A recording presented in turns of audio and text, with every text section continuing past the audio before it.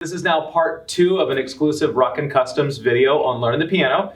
In part 1, we walked through note identification, learning our scales, and getting our chords. If you didn't get a chance to check that out, I want to encourage you to go back. There's lots of really awesome printouts that you can get that can help you. And I want to remind you, if you're doing this is going to take weeks or months of practice. But a foundation, if you want to play chord-based piano, you really want to be able to quickly be able to identify your chords, to see them, to understand them, and then some of the background of what makes those scales what they are.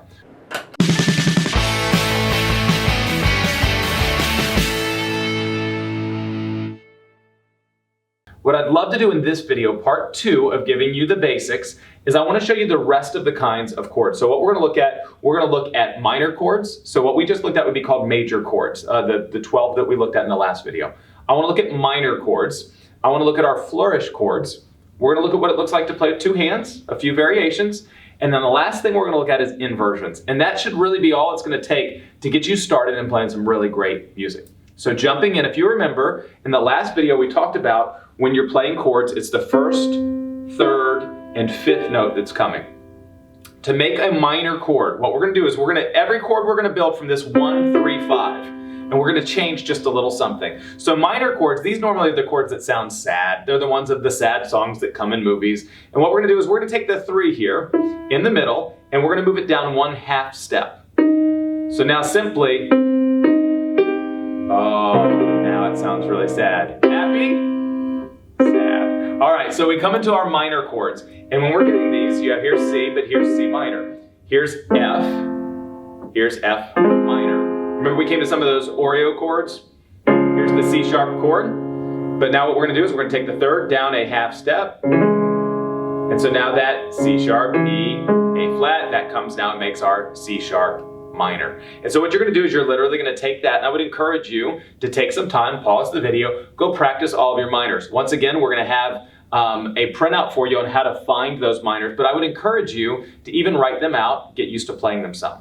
Okay? Now the flourish chords that you're going to get from there, you have several kinds that we're going to look at for our purpose. We're going to look at what would be called a 2 chord. If you see a 2 chord, so again, if you see a C chord, it's going to look like the letter, capital letter C. When you see a minor, it looks like a little m that's going to come next to it. So if you saw C minor, it would look like capital C and lowercase m. That would be C minor. Now the other ones you can see would be 2s that will have the number 2 next to it. We're going to look at suspendeds. They're going to have a lowercase sus, sus. It's not the new thing that everybody's saying of something being sus, like my teenagers go around saying. No, this would be a suspended chord.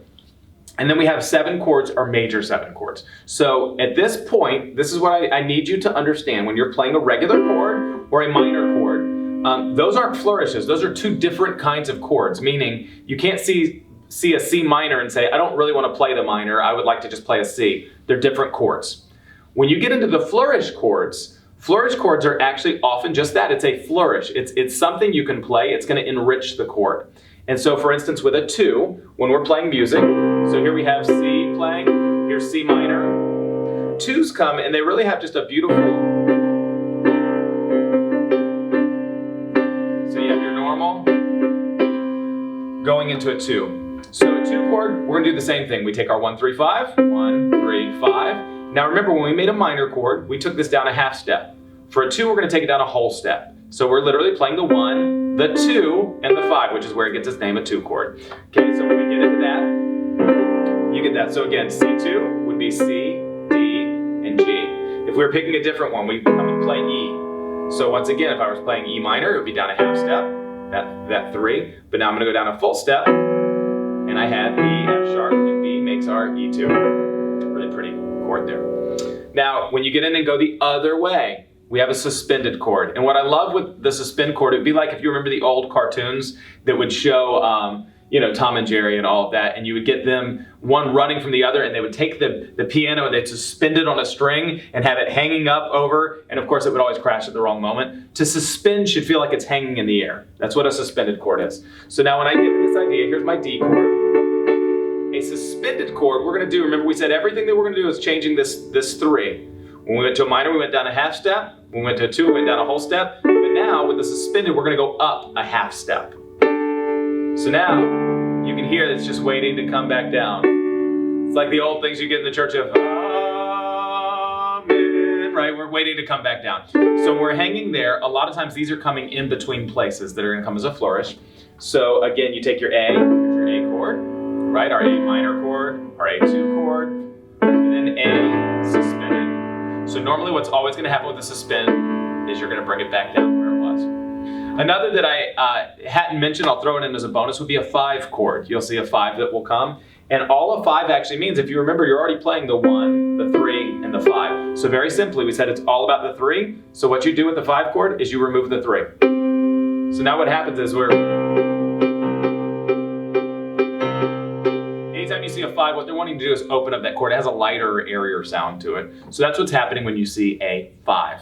Now the last one we look at is a 7 or a major 7. So again, if you remember in the first video, when we talked about learning your scales, learning your 8 notes that would come, we counted about 1, 2, 3, 4, 5, 6, 7, 8. So now what's going to start to happen when you build your 7s or your major 7s? Your 7, again, if you're playing a C7, it would be a C with the number 7 next to it. If you're playing a C major 7, those are 2 different chords. It would say C, little M-A-J, and then 7. So what's going to happen is we're going to play the chord. Remember, I said this is a flourish, so we're adding something to the chord.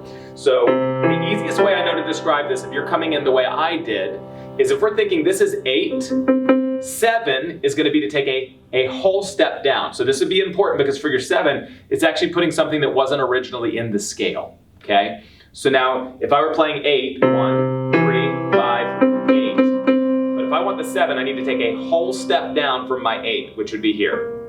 And you know you're playing a 7 because it sounds like the train's coming to town.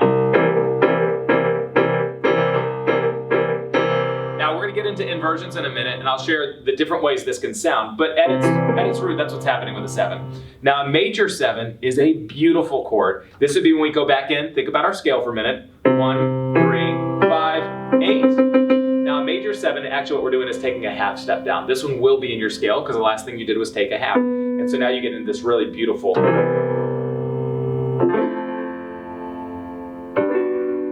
So your major 7 is coming and getting that a half step down. So there's your flourishes. So you have now your chords, your minors, your 2s, your suspendeds, your 5s, your 7s, your major 7s. Now what that means is when you sit down, you can start to understand all this stuff you're playing. So here's what's really important. We're going to talk about 2 last things. These are major. You're going to spend months working these and perfecting these, but I want to explain them to you right now so you know. The first is we got to get that left hand in there. Okay, so what I've been showing you to this point is mostly what we're going to do with our right hand. It's playing those chords. And I said, okay, we're getting in this music and playing. Now what's going to happen with our left hand, I want to show you 2 variations. We're doing chords with our right hand. With our left hand, we're either going to go an octave apart. That's going to be the kind of the default. So when you hear a C chord or a C minor chord or a C2, here's the great news. Your left hand only plays what's right there. So when it's a C2, you play C. When it's a C minor, you play C. When it's a C suspended, you play C. Now the only difference to this will be sometimes you'll look at a chord and it'll look like a fraction. It'll say C/E and you'll be like, I didn't know we were going to math class. What that's actually telling you is they want a C chord with an E in the bass note. So C/E would mean C over E. So once again, what you're going to do is whatever the note is it tells you for your bass. If it doesn't have the slash, you're playing whatever the chord is. If it has the slash, you're playing whatever that note is. So your left hand is just going to do what's written right there. The other way that you can make flourishes here, and I'll give you just one for our purposes right now, I would call it the 1-5-1 walk. And so what you're going to start to do, if you're taking this in C, 1, 5, 1. So now as I start to play music, what I'm playing with my right hand is quarter notes. 1, 2, 3, 4, and then here I'm playing eighth notes. 1 and 2, 3, 4, 1 and 2, 3, 4, 1 and 2, 3, 4, 1 and 2. So as we get into all of this, what you're going to find pretty quickly is you can start to play some beautiful things. And this is the most important, this is the most exciting part that I get. It's the one I would want you to spend most of your time with. It's starting to build inversions. Because you're going to start to play music right now, but you're going to notice quickly that your songs don't quite sound like what they sound like on the radio, because many of the songs are not written just in your normal root position, right? C, E, G, playing your chord. So now what's going to happen, the very last thing I want to describe to you on this video is going to be inversions. The basic way I can describe it is this. Every chord you're going to play has 3 different ways you can play it. It's using the same notes. It's adding the ingredients. It's going back to math, right? What is 1 plus 2 plus 3? Oh, that's 6. What's 2 plus 1 plus 3? That's 6. What's 3 plus 2 plus 1? That's 6. It's the same picture. So now what we're coming into is the C chord is going to be C, E, and G. What I'm playing right now is in root position. But these 3 notes are the 3 ingredients that make C. Now, if we change the order of them, they remain C, just in a different inversion. And the inversions are where we get the really beautiful music. So now if I took the G up top here and said, I'm going to take that down an octave, now I have an inversion of C. If I took the E up top and took it down, now I have an inversion. So what you want to do is actually go and learn, now that you've learned all of your chords, okay, this is D, right? Well, then I want to be able to say, oh, wait a second, well, this is D, this is D. This is F sharp. Same deal, F sharp, F sharp. This is B. I'm going to take the F sharp up top, down, and again, down. Now, as you start getting into a lot of this music, now what you will have the ability to do is to start to play, you know your notes, you know your chords, you know your scales, you know the different kinds of chords that you could be playing, the flourish chords there. You know how to add your left hand in. And then where I really want you to slow down and take time is learn how to start playing inversions that would come. So it's not just you playing this, but it might be you playing. That's an A minor inversion. That's a root position. So same thing that I just did there. The very last thing I'll tell you is everything we just walked through with all of your flourish chords, same thing is true. So at the very end right there, I played a suspended chord. What that is going to be a G suspended chord. So you say, well, wait a second, I thought G suspended was going to be here. Right, we took the D down. And so that is how you're going to start to make this music. I just want to encourage you, take the time there, check and print out the resource that we put here for you. And as you spend some time with that, you're going to fly and love playing the piano. I wish you well.